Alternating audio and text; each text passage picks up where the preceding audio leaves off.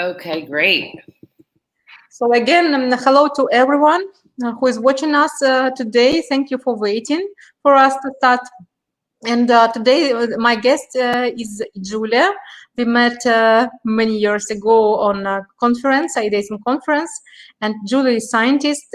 She always gives excellent presentations with very interesting, useful information and scientific information. So proof the data, not just talks. And today, Julia, maybe you can tell more about your work, about yourself. Sure. Thank you. Thank you for the introduction, and thank you to the audience for waiting patiently. I am so sorry I miscalculated the time difference. Rookie mistake.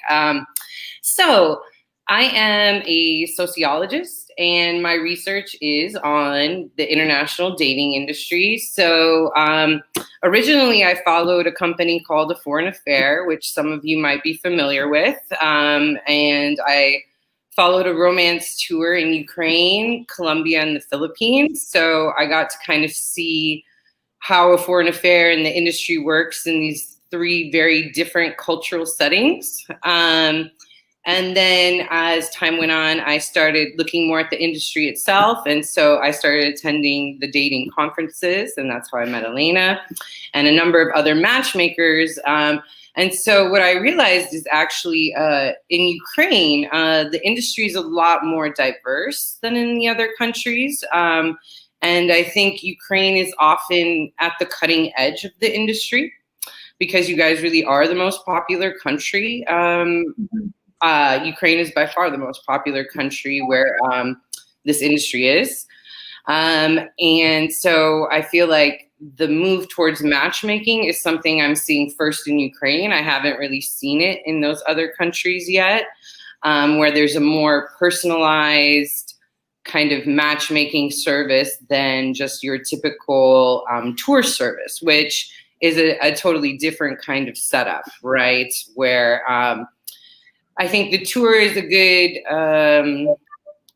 avenue for gentlemen who've never really traveled abroad before, who maybe want to make some friends, who don't necessarily want to do the experience alone.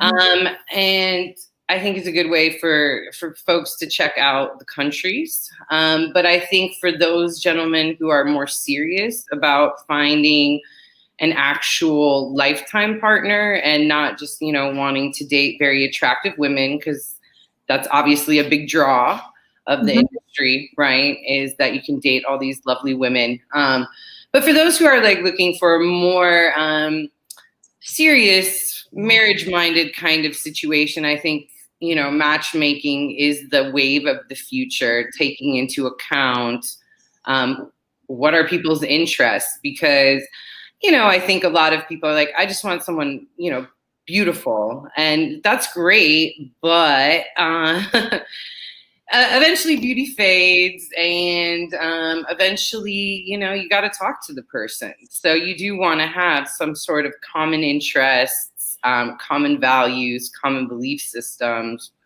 with the folks that you're integrating with. So for that reason, I see matchmaking as kind of becoming a newer, more personalized service. And I think it'll gain in popularity. I'm not sure if it'll spread to other countries the way that it has, you know, developed in Ukraine. Julia, may I ask you one question? Of course. I'm curious to know that you told you traveled with tours to different countries, and I guess you talked with this man. And I'm interested to know what type of man or what men going to Asia are looking for in a woman, what men going to Ukraine are looking in a woman, and what is difference between men going to Colombia? What are their expectations? What they want from a woman, or maybe some interesting issues you can share? Sure, of course. So as I mentioned, Ukraine is the most popular location. And part of that is race, right? So a lot of the men that I have met on tours are white gentlemen. So they are the predominant, I would say 80% of the clientele are racially white from the US. And so I think there's part of that in Ukraine. So part of it is race. I think part of it is Ukrainian women are kind of known for being beautiful on a global scale. Kind of like there are certain countries that are known for having beautiful women, and Ukraine is definitely one of them. And so I think a lot of men are looking for a certain kind of look when they go to Ukraine, tall, thin, maybe blonde, maybe brunette, but usually tall and thin. Whereas the gentlemen I met in the Philippines were attracted to petite women. So they really liked very petite, very short, very, very thin. For example, in the Philippines, they won't accept women who weigh more than 52 kilograms. Right. So and as I know, these Asian women, they never get old. They look like very young all the time. Exactly. And so there is the perception that they look younger, especially with Chinese women. That's why China is really popular, because the women are like in their 40s, but they look like in their 20s and 30s. The Philippines is also popular because the women speak English. A lot of the women speak English, and that is partially because, for those who don't know, the U.S. occupied the Philippines for 50 years, from 1898 until World War II. So a lot of folks are, exposed to English. So there's a high, but don't get it twisted. Actually, a lot of women speak English in Ukraine too. I will say, but it's just more common, I would say, in the Philippines, a little bit still. And the other main draw for the Philippines, two more, women there are much more willing to accept a larger age gap. So you would see 60-year-old men dating 20-year-old women, whereas in Ukraine, that's not as common, or in Colombia. No. So I do want to tell men that is not very common. It does happen, but it's not common. Whereas in the Philippines, it's much more common. The women are a bit more forgiving with age differences and appearance than women in Ukraine. I think women in Ukraine are expecting men to be a bit more fit and a bit better dressed. Like you can't go to Ukraine and wear sweatpants and cargo shorts and have women think that that's good. I agree with you. Fully agree with you. Yeah. Yeah. So I feel like in the Philippines, women aren't as picky about a man's, physical appearance or his age. Why does it happen? Because of just the culture, or these women from Philippines, they just want to change their country? What are the reasons? How do you think? Or just attitude? I think part of it is just attitude. I think, as I said, the U.S. has a long history of occupation in the Philippines and also military bases. So I think that women there are used to foreign men, and it's been happening for a long time that, Angeles City was a major military base, and, there's a lot of half American, half Filipino children over in the Philippines. Is kind of what I will say about that. So I think that they have a bit more understanding of the American culture, and so are, just a bit more connected in that respect. So I think they're a bit more willing. I will honestly say the Philippines is more economically in dire situation than Ukraine. So the kind of poverty that you would see in the Philippines, you don't really see in Ukraine. People living in shacks, things like that. So so I'm sure part of it is the economic situation, to a degree, obviously, is influencing people to perhaps seek alternatives than, local men. In Colombia, it's really interesting. The guys there tend to go there if they have a link to, the Spanish language or Latino culture. So a lot of American Latino men I met on tour in Colombia.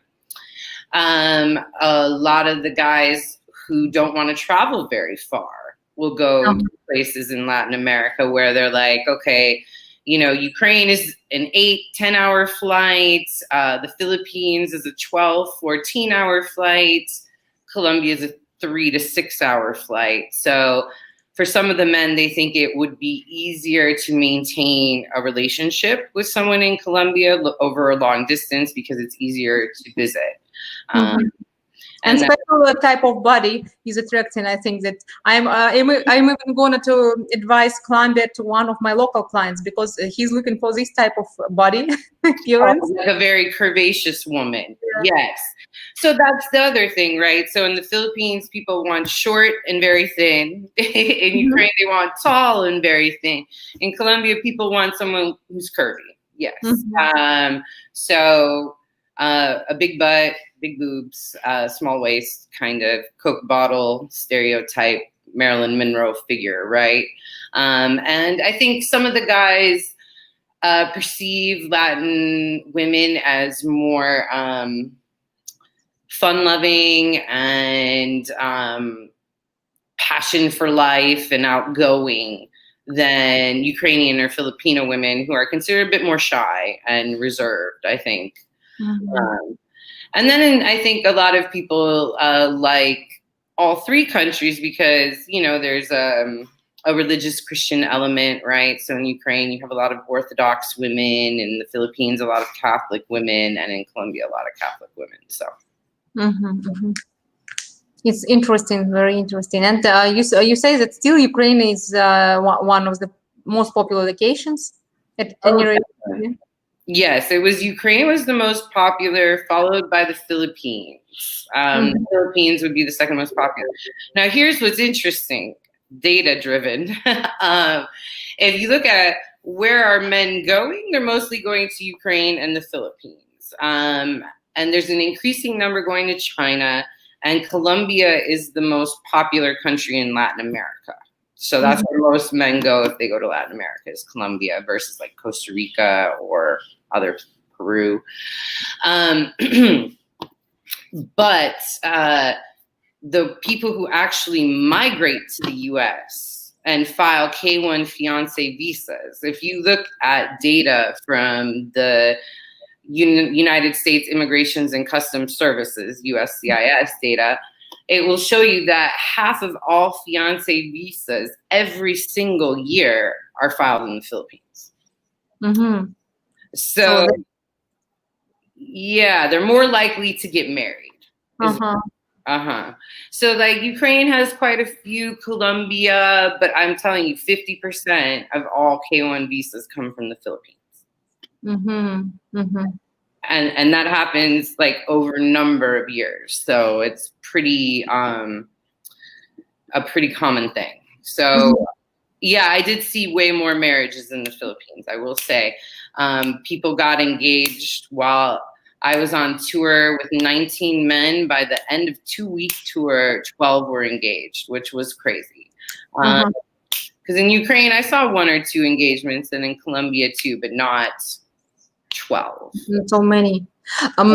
Julia, I have a question. We discussed why men are attracted to these countries, mainly because of type of appearance and age difference. But what about values, maybe some relationship issues? Which type of men prefer Ukrainian women? What do they expect from them, from relationships, from family? Is there any difference? Did you look into it, or you didn't do research about it? Well, I think most men who are part of this industry are assuming that women in Ukraine or Colombia or the Philippines are more family-oriented, are more traditional in terms of the gender roles, right? That women enjoy taking care of their families and their husbands, that they get pride from that, instead of looking at this kind of perception that women aren't as feminist as perhaps in Western countries. So I think that is the case in all countries that a lot of the men go. So I think a lot of the men are looking for people who are more family-oriented, more feminine, Okay. Do these numbers account for men that may move to Ukraine instead of bringing a wife home? No, these are just simply K-1 visas filed for people coming to the U.S., Eric. So that's a good question. There are many expats that I have met actually in all three countries. So I have met a number of American men who've moved to Ukraine, who've moved to the Philippines, and who've moved to Colombia in order to just live there and avoid this whole process. Actually, I noticed that many men who come here, they get interested in living in Ukraine because after looking around Odessa, for example, they enjoying our restaurants, our climate, our sea. Many of them think about buying an apartment here that is not expensive like it is in the US, for example. And they think about living for two countries with their Ukrainian wives. And it was the case with some of our clients who are married and who are living that way. So maybe.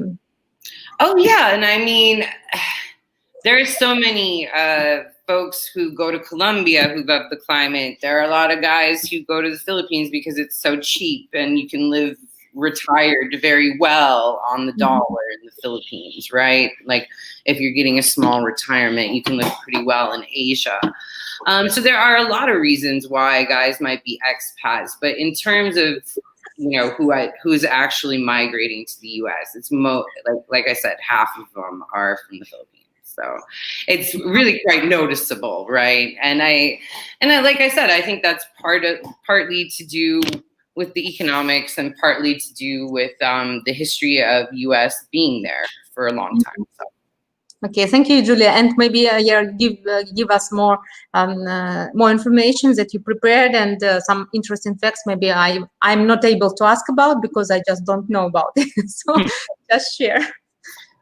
Okay, so I would say that currently most of the guys, like I said, are white. Most of the guys tend to be over 40 who come, but there are more younger men coming the longer that I watch the industry. So I've been following the industry since 2010, and there are continually more younger men as time goes on, right? Most of the guys I meet would identify as pretty conservative in terms of their politics and their viewpoints. And I think that's probably why they are kind of not happy in the US dating market. And it's interesting too, because it's not just US men, right? So there are guys coming from Western Europe, Canada, Australia. And one thing I noticed is that British and European men tend to like to go to Ukraine because it's close. And Australian men tend to like to go to the Philippines because it's also close, right? So a lot of it is also based on like how much the guys are willing to travel. In terms of the women, I would say the women tend to be pretty young in the Philippines and in Ukraine. Some of them in Ukraine a lot of folks do have children, right? Some of the women in any of the countries. Women in China tend to be the oldest. So they're often in their 40s. They might be divorced, right? Maybe already have grown children. And I think it depends too, the kind of money that gentlemen have, what class position they are, varies a lot. So I've met a lot of guys who had very successful businesses and had time to travel. And I have met guys who drove trucks and who saved up all their money for the trip, right? So you have a wide range of class too, in terms of like what kind of guys are coming. And in terms of the women too, I've met very professional, successful women who have great careers and are just like looking for a partner, right? And I've met, women who are living in boarding houses and, who are sending money to their family back in the village. So once again, there's a wide range of who's participating.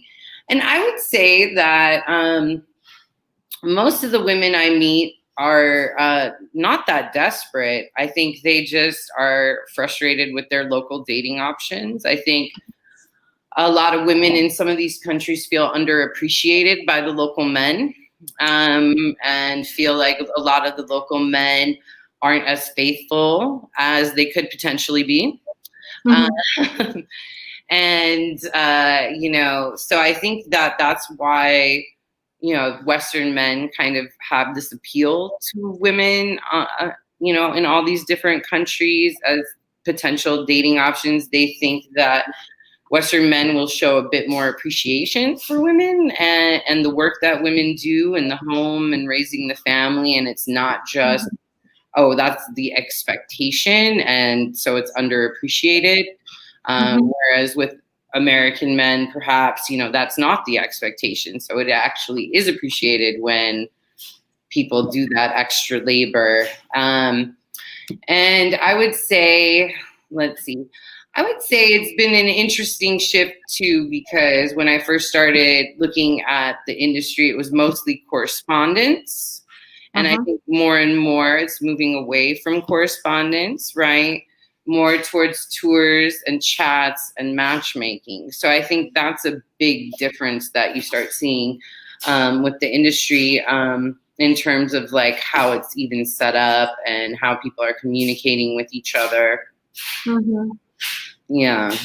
Yeah, I agree with you, but there is a also tendency here that many serious women are afraid of dating agencies already, because they heard so much about scamming, getting advantage of men, and some women say, I'm not like that, I'm not interested in that, so I don't go to dating agencies. And I see there maybe not most of them, but many women now are looking for serious marriage agencies too here, and they are more about to meet men right away as soon as it's possible, without long correspondence too, as it was many years ago to people wrote each other long times.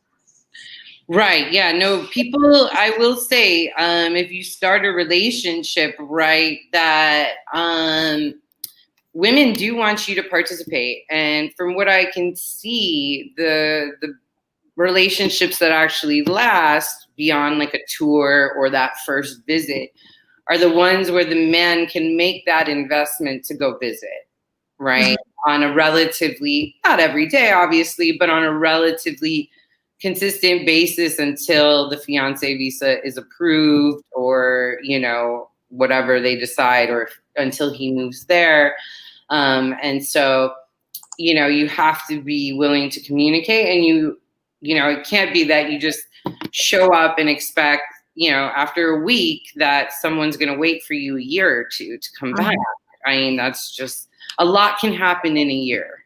And so you don't, if you really do find someone, you have to put that extra effort into making a relationship that's long distance and cross-cultural and different languages. You really got to put a lot of work into making sure that people are understanding each other and that you're communicating well and you're not making each other wait too long to see each other, because it's hard.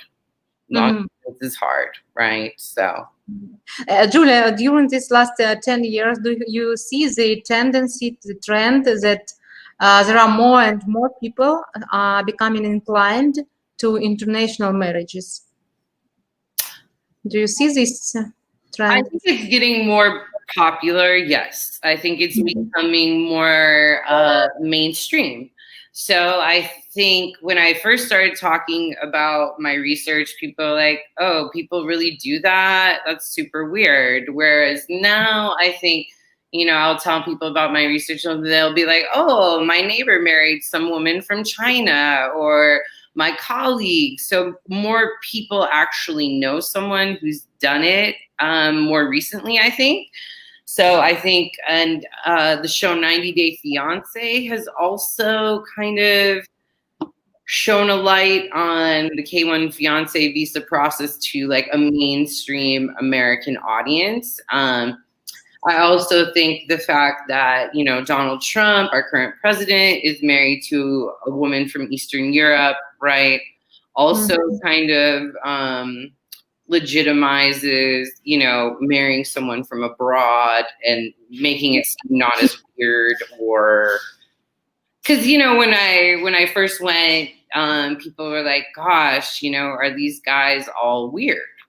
And I think that was the assumption, but I think that's not the assumption now as much. I think, like I said, I think the industry has gained some mainstream acceptance that wasn't there, I think, when I first started studying it 10 years ago. So I think that if we'll look at the world changes in the last decades, it's getting more and more open in everything, including this topic that we discuss, including the change of sex now. It's getting more popular too, it seems, and in many aspects. And only COVID stopped us from being so open now. Yeah. Right. But yeah, as more and more people travel, as the world becomes smaller and it's easier to communicate, like what we're doing right now, right? You're in Odessa, I'm in Texas, and here we are having a conversation in live time. Things didn't exist 20 years ago, right? So it made it a lot harder, I think, even then, for these relationships. And so as technology and travel become more mainstream, I think, you know, this is just an inevitable part of globalization in a sense. Julia, did you research about the success rate in these international couples? It's very interesting how much success they get after they get married, if they have divorce, or which percentage. It's really hard to come by reliable data for this because a lot of couples do not self-report. And I don't know if this is a problem for you and your agency too, that you set them up and you think everything's going good, and then you don't know if they necessarily got married. Some couples do report.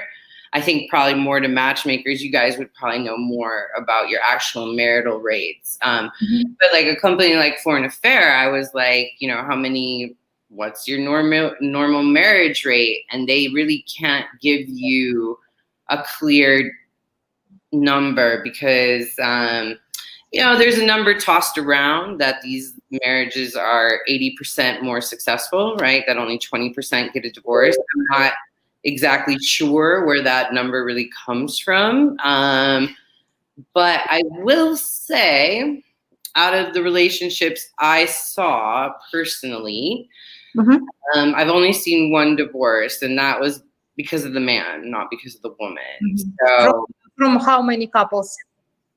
From like 9.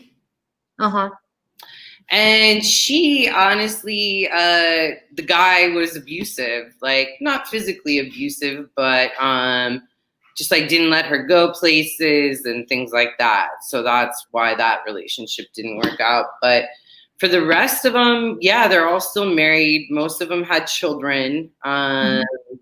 So yeah, divorce, I haven't seen too many. So it can be quite successful here to get married a foreigner or foreign woman. Yes.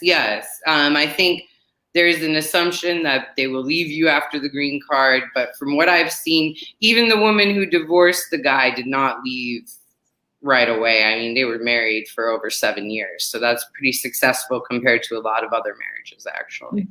I understand. Thank you. Okay, Julia, maybe you want to add something, because soon we should finish.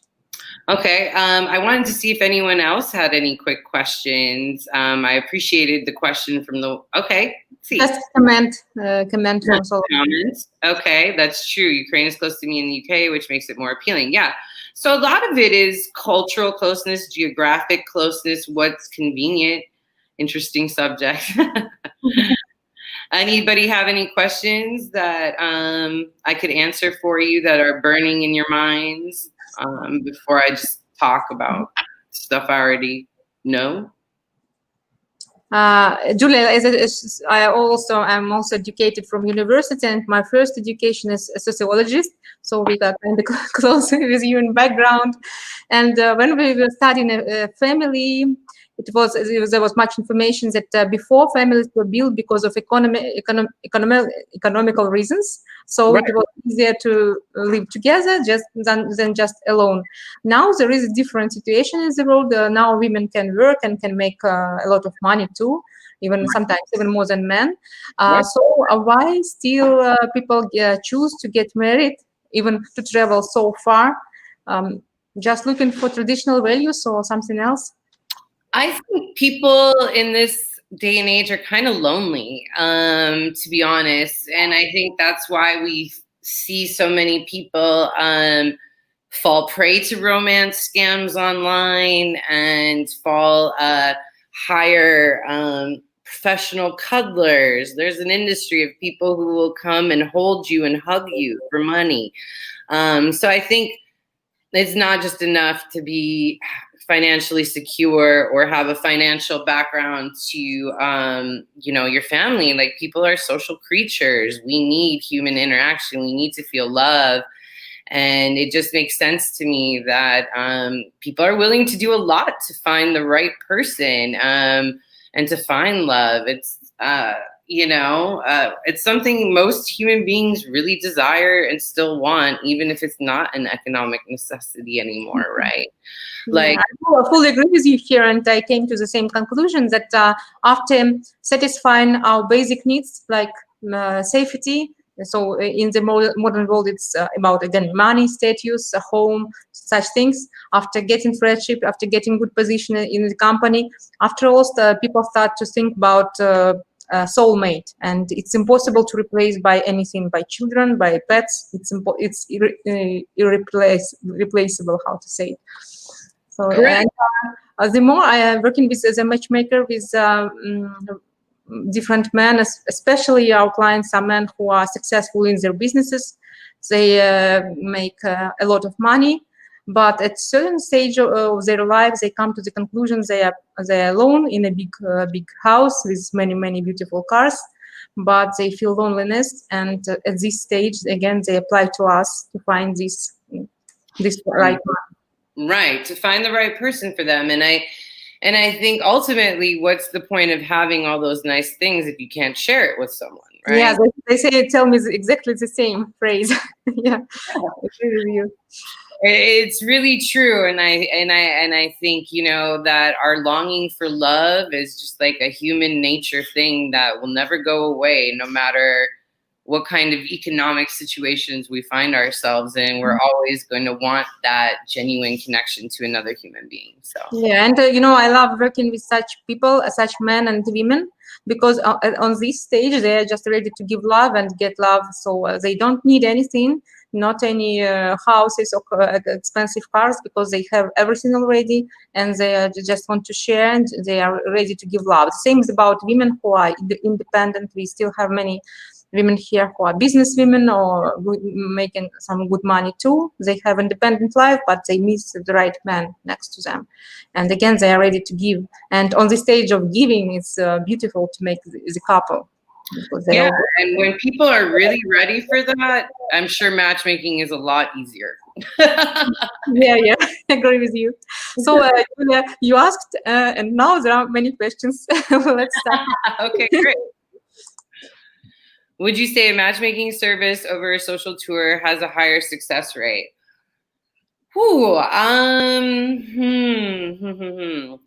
I haven't been in enough, I haven't followed enough matchmakers. I've only, met a few, and I haven't seen their data. But I would say probably, if I had to guess, just logically speaking, the tour, like I said, is a great experience for folks who haven't traveled, who are looking to create other social connections besides just meeting a partner. And it's a lot of fun, right? It's a party, fun, energetic environment. But if you're really looking for that long-term relationship, I think, a matchmaker might be a better choice in the sense that they're actually interviewing you, finding out about your interests, and they know the women and their interests, and they would actually know Because sometimes we are attracted to people just based on looks or a vibe or whatever, who are not very good for us in the long term. And sometimes we need that external person to kind of be like, hey, you know, she's great, but I think this person would be a better fit for you in the long term, just compatibility wise, right? So I think, you know, a lot of the reason we have such high divorce rates is because people fall in love and they don't think about that long-term compatibility. Mm-hmm. I think it's also the question I'm asked by clients quite often: what is success rate of your service? And actually, I can't answer for sure, because most of my clients, they also say that the result is even the dating process. The result is when he's dating one woman for several years. The result is also when you just start to leave this person without marriage. Right. And actually, I think it depends on the what person prefer, because some people prefer to be in a crowd and have fun and so on. It's easier for them to meet someone. For other people, it's more comfortable to meet someone in a quiet atmosphere, just two of them in a more intimate place, and so on. So yeah, I would say for an introvert, matchmaking for sure. If you're an extrovert, maybe a tour, right? So I think that's right, like you pointed out, like where you feel comfortable. Agree. So next question. Why do couples from the Philippines marry so fast? That is a really good question. It's one I've been wondering myself, because as I said, you know, very rare to see that. And when I asked the manager in the Philippines, like, oh my God, you guys had 12 engagements. This is crazy. She's like, are you really? She's like, this is what happens every tour. And I'm like, every tour? So I am not quite sure. I think part of it too is the Philippines is a bit more conservative. And so I think people aren't encouraged to date around as much. I think people are encouraged to kind of marry and settle down a lot faster than perhaps women in Colombia or Ukraine, where dating is a bit more common, I think. Yeah, Ukraine, I just recently had a talk with my colleague. He has a marriage agency, and he told that beautiful women sometimes and quite often now say that, what for would I get married? Now I travel with this man to Maldives, with this man to Hawaii. So why should I get married with just one man? And many just enjoying life and dating. And dating, right? So, and I think there isn't that culture of dating in the Philippines that there is in the U.S. in the same way. Especially if the woman is beautiful, she's starting to use it. Yeah, it's true. So the next question. What is the difference in mentality and approach to international dating from ladies? Okay. So I think, as we were saying, I think the women in the Philippines are a bit more conservative. So I think they're a bit more marriage-minded off the jump and less inclined to long-term dating. Whereas I think Colombian and Ukrainian women have more of a dating culture, like here in the U.S., where you date numerous people, see what feels right, and kind of go from there. So I think, let's see. I think women in the Philippines are a bit more, how would I say, conservative and a bit more deferential. And I think women in Colombia and Ukraine have a bit higher expectations of men, how they're going to dress, how they're going to look, and how they're going to be treated by men. I think Ukrainian women and Colombian women have kind of high expectations that you're going to treat them like a lady, and in the Philippines as well, because they're conservative. But in the Philippines, like going on a date to Starbucks is a big deal. Because Starbucks is out of reach for many people in the Philippines, whereas not a fancy date in Ukraine or Colombia in the same kind of way. So it's a little bit easier financially to impress women in the Philippines, I think, than in Ukraine or Colombia. And I also heard that from men that Philippine women are considered to be more like obedient wives. Yes, I mean, there's a perception, yes, that they're going to be more deferential. I hate the word obedient, but yeah, deferential, like giving deference to her husband's opinion more so than maybe a Ukrainian or a Colombian woman might. And what's interesting is I think Ukrainian women and Colombian women, especially Colombian women from Medellin, they're not that interested in leaving their country. So they're not, so you really have to impress them. Like, they're pretty comfortable in their country. It's going to take them somebody special to actually be like, okay, I'm going to leave behind my family and my culture and my country. Yeah, so I think that's an interesting thing too. And in Colombia, most of the women are like, oh, I just want him to move here, actually. So like, it's great here. We just wish, the guy would come here. So, I think there is a perception that all the women want to leave, but actually that's not the case. So, So next question, Julia. Do you believe if couples have more things in common, there's a better chance of the marriage to survive, or do you believe that opposites attract? I definitely believe you have to have things in common. This idea of opposites attract might work for sex, but for a long-term relationship, I don't think so.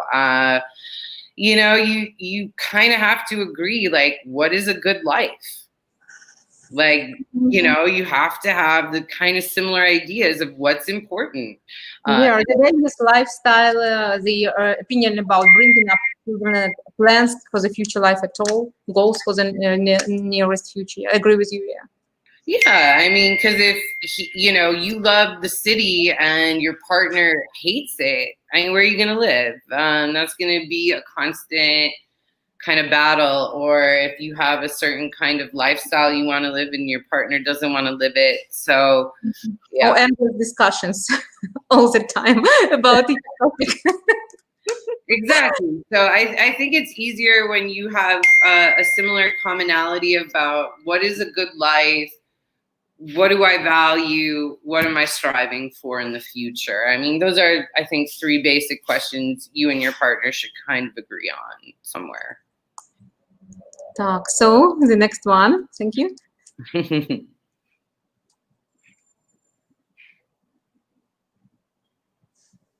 Okay. Also, does the increase in divorce correlate with an increase in international marriage? I mean, do men go abroad to marry hoping international women might be less prone to divorce? Correlation is not causation. So I would say there is probably a correlation. Since the 1970s is kind of when this industry started, and that's when you see divorce rising in the West. So there's definitely a correlation. And I do think that a lot of the gentlemen I have met were divorced and did believe that international women were less prone to divorce them. So yes, there is something behind that. And a lot of the younger men think that the women will be better wives and more faithful. There's a perception that women here in the US want to take half. They want to marry you and then take half your shit when they leave. Whereas I think guys think that women abroad won't be so materialistic, strategic, and likely to divorce them. So, yes. But now I hear that many or some couples, they're discussing prenuptial agreement to avoid such stories. And, in most of the cases, our women feel strange about it. Sometimes they ask me, is it okay or not? What do you think? But for men from abroad, it's normal practice. Again, from my personal opinion, I think it's strange. I would react strangely because we are not accustomed to it. But on the other hand, it's a way for women to defend herself too. In a different country. Yeah, no, it can be a protection for both parties, right? So And, I think a lot of men are concerned about the economic element that might go into, people's decisions. But I think it's really important to remember that all couples face economic stuff. So there is no relationship where, money isn't going to be part of that relationship. And so you have to be on the same page about money, right? And what you think should happen if you do split up. So. Yeah, especially if a woman goes to another country, and in most of the cases, yes, men are looking for family-oriented women. So it means they want to have children. They want her to take care of children, not nanny. So Right. it means for several years, the lady won't be able to work and she won't be independent. And I think also that she should think of safety of herself and her children for the future, if something. Of course, yes. And I think that is an important point to make too, right? Is that, excuse me, when women do take time off and spend time raising the children, they aren't able to earn money. And so, you got to calculate that into your, how you're thinking about money and prenups and all of that kind of stuff. So the next, just a sentence. With that said, I feel that the partner that has the most to lose in a divorce generally don't initiate the divorce. So once again, this idea of like someone who has a lot to lose would not want to end the relationship because they're afraid that they're going to lose money through the divorce. I think that's what this person is trying to get at. Maybe it's also about emotional that someone who loves more, not ready to divorce. That's also true, right? So yeah, there's a lot to lose in a divorce, right? Both emotional, both security, a feeling of love and safety and home. So my professional and personal opinion about marriage. Well, I am married, so I definitely believe in it. So yes, I am married. And I'm married to an international person too. So I definitely believe in international marriages, both professionally and personally. Sorry.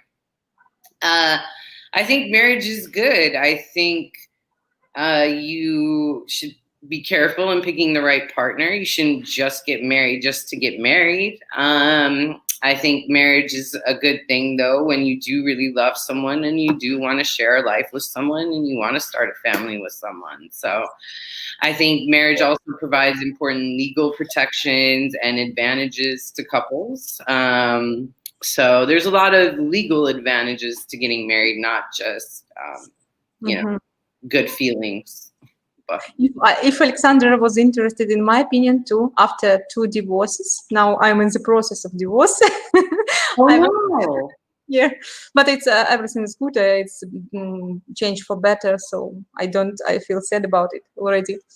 I want to say that for me now, I think that the relationship is what really matters, and it doesn't depend on which form it is. It can be marriage or it can be just dating. But of course, after all, family is I think that it is the biggest, the best things that can happen with us eventually. But before it, relationship matter. And also the same is for our clients. They don't get married quickly, and I don't advise to get married quickly, as Julia told, because the time is needed to check the person in different situations, exactly. Find out similarity or difference. So yeah, no, I don't think marriage is for everyone, and but I definitely think if you love someone, it's worth the risk, right? I mean, you don't regret getting married, right, Elena? Yeah, I have to do now. Do you regret your marriages, or do you think that they were learning experiences and you're glad you did them anyway? Depends on my mood. Sometimes I think I had to be dating longer. That's why I always advise it to my clients. Sometimes I remember the good moments of it, and Yeah, in comparison with girls who are never been married and don't have children, I think I'm lucky because I have this type of experience and now making some conclusions. And I hope I will be able to build more productive, more happy relationships in the future. May I ask, how long did you wait to get married? I mean, first time it was 1 month, second time 3 months. Too fast. Okay. Yeah.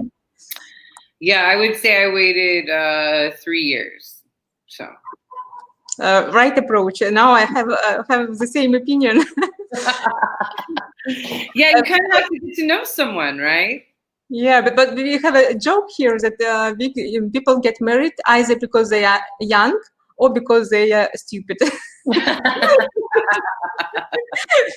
So I would say about it, if this marriage was bad, and when we are young, under 30, I think the hormones are working a lot, but later we start to think with brains. Oh gosh, yeah, no. Most of my friends who got married in their 20s got divorced. I mean, yeah, especially young 20s, definitely. Yeah. So the next question from Daya. Okay, is there a reason your partner is international? Was that intentional or by chance? My parents are both international. So I grew up with international people. So most of my friends are actually international. So perhaps not entirely by chance, somewhat intentional. I always wanted someone who at least had some sort of connection to their culture and spoke another language. So yeah, but I mean, I met this individual on Tinder, so that was by chance, but. Thank you, Julia, for sharing personal moments. Sure. Can you comment on the 90-day fiance? My feeling is the partner that goes abroad to marry tend to be more controlling. Do you think that the reason some people go abroad to marry could be male or female? I'm not quite sure about the last part of the question, but with the situation with the 90-day fiance show, I think they picked the most sensational and ridiculous and dramatic couples. So I don't think that these couples are necessarily representative of normal people who go abroad and find love. Okay. So I just want to state that off the bat, that these are probably the most ridiculous. The people who make good TV. Normal people don't make good TV, right? So some moments that cause emotions. Yeah, bright emotions from people. Yeah, you know, people want to see the drama. They want to see couples who don't get along, don't get along with each other's families, who have this, you know, turmoil. Mm-hmm. I do feel that some of the individuals, that some folks do hold this over their foreign partner's head, though, that they are dependent on them for citizenship. So I do think that sometimes, at least in the show, now I'm not talking about couples that I know, it's not really like that, but on the show you see one woman, for instance, called ICE on her husband when she was pissed at him. So, and she hadn't filed for his paperwork to be renewed, and she knew that, right? And so he was like put in a immigration detention center for a while. In real life, you know, this couple on the show. So there are some people who do use it kind of as a mechanism of control. I don't think, though, that naturally that should be why people are going abroad. I just think, once again, that the show picks folks who would do things like that because they know it'll get ratings. And yeah, I don't think that's the norm, though. So, yeah, I wanted to add something and just forgot now. It's about the type of relationships shown on TV, on shows. As I already several times I already had the opinion, and now I was thinking about it, and I agree with it that usually we are not shown a normal relationship, because in many cases normal relationships they are boring to look. Yeah, people don't argue, people don't leave each other. No, there is no drama, just living usual life, and that's why we are not shown this in literature. Even classical literature tells about some drama in the TV shows, in films. So yeah, it's always about dramatic love, right? Anna Karenina, she leaves her husband for this young man and then commits suicide. I mean, these are the things that people want to read, see, right? Nobody wants to read. So we woke up today, had breakfast. He went to work. I went to work. We came home. We went to bed.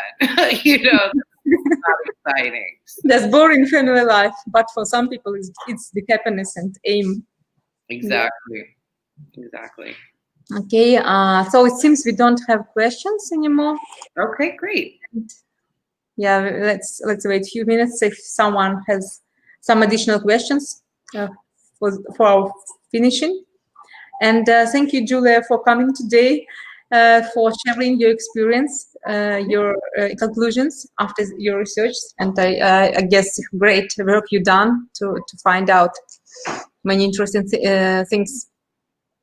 Thank you so much for having me, and thank you for being an awesome matchmaker. I actually met Elena in Odessa, and she's great. So if anybody is looking for a matchmaker, I can definitely tell you she's a good person. She's not trying to just make money. So she is a trustworthy matchmaker, and she knows what she's doing with her clients. So just, keep that in mind while you're figuring out where you want to go. International marriage counseling, yes, exactly.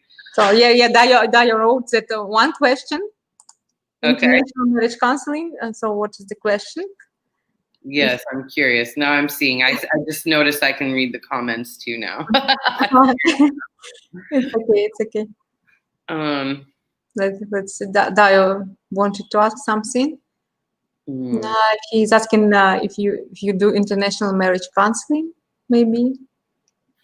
Maybe, yeah. I mean, do you offer international marriage counseling, me or Elena? I think this might be more Elena's job still. But sure. Yeah, it's just the nature of my work too, but I always tell about it because, again, my colleagues told me that sometimes clients ask them about everything, including sex, including why she doesn't kiss me and so on. Usually such clients don't come to me because from the very beginning I tell them that we help people to meet, but the responsibility for building relationships is inside of the couple. So I can tell some advices, but they will be just general because each couple is unique. And then if a couple needs a big support or big help, I prefer to apply to my colleagues here, to psychologists who are working with families all the time, and to have counseling with them, because the expert doing everything is not expert at anything. So I aim rather into matchmaking and dating coaching. I enjoy it, I like it, and until people find the couple and then they start developing relationships. Yeah, I mean, I guess the only way I would be able to offer any kind of advice is totally based off of my own relationship, not based off of any scientific understanding. I agree. The more appropriate people, of course, would be psychologists, right? Mm-hmm. Because on the stage of dating, I can say just general advice how to date with a woman, about the customs here. But I noticed the couples we were having couples who were asking us about each step, or they were having constantly misunderstanding. Finally, even if we told them what to do, they were not successful because it's just about chemistry also and about similarity in a couple. The couples who got married originally, even when a girl didn't speak good English, they developed without us counseling them all the time. Right. Yeah. No, I mean, yeah, you have to communicate, and that's the most important thing. So I don't believe in a matchmaker who is nanny for couple. We can just give general advices, but not So not many. like psychological, marriage counseling kind of level advice, right? And one more question from Aleksandar. Okay, what is the biggest challenge for every marriage and how to overcome it? Dealing with your partner's flaws, because nobody's perfect, and you got to figure out the stuff you don't like about your partner, and can you deal with it, and how can you deal with it? And then I think communicating effectively are the two big challenges, I think. I would answer this question the way that on each stage in family relationships, there are crises. On each stage, 1 year crisis, 3 years, 7 years, 10 years, and so on.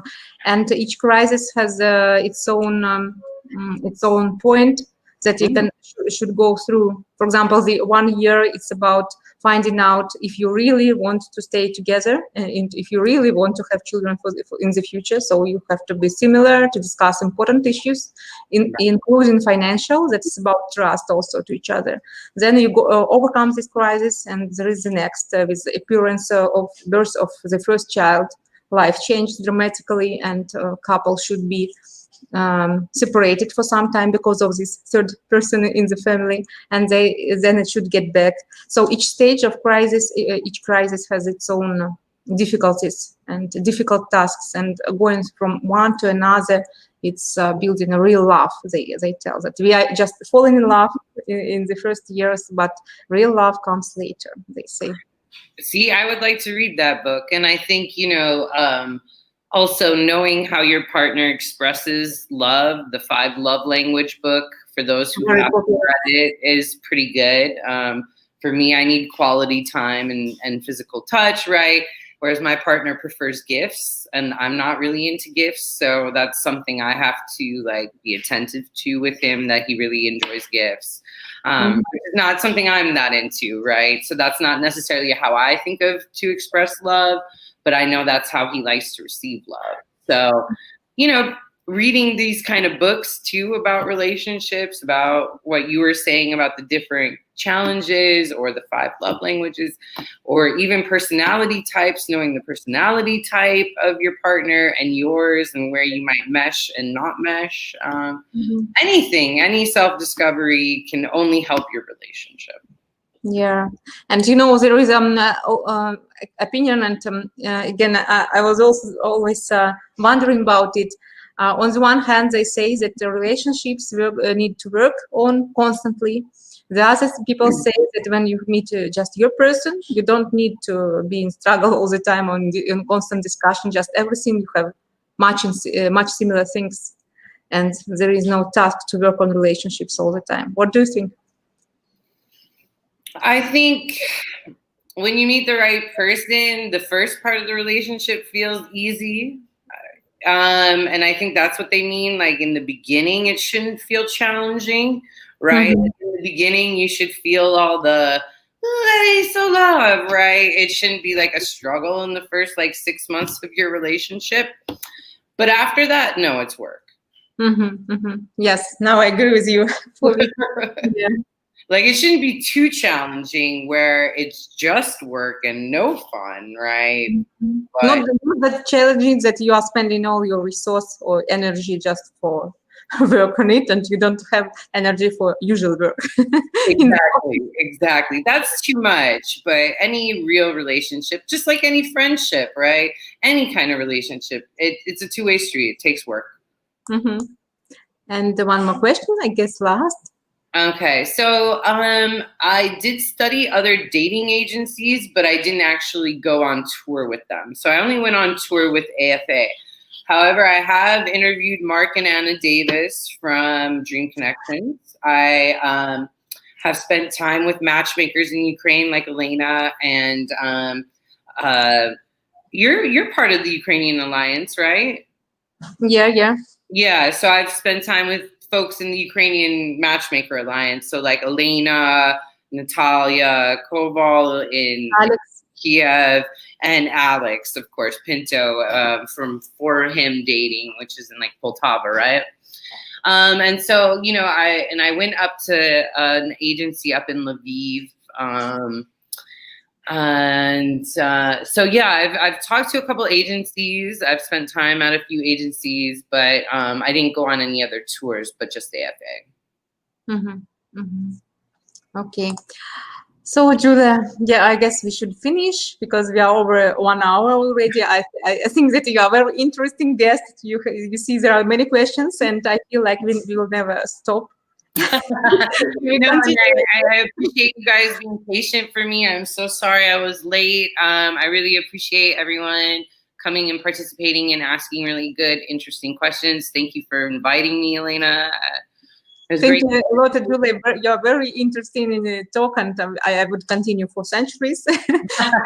Thank you so much for coming. Okay, thank you, Elena. It was great to see you. Yeah, goodbye to everyone. Goodbye to Julia.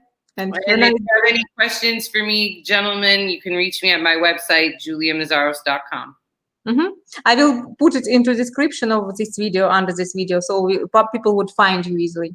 Okay? Okay, perfect. Thank you. And have a great day, everyone. Bye-bye. Goodbye. Bye.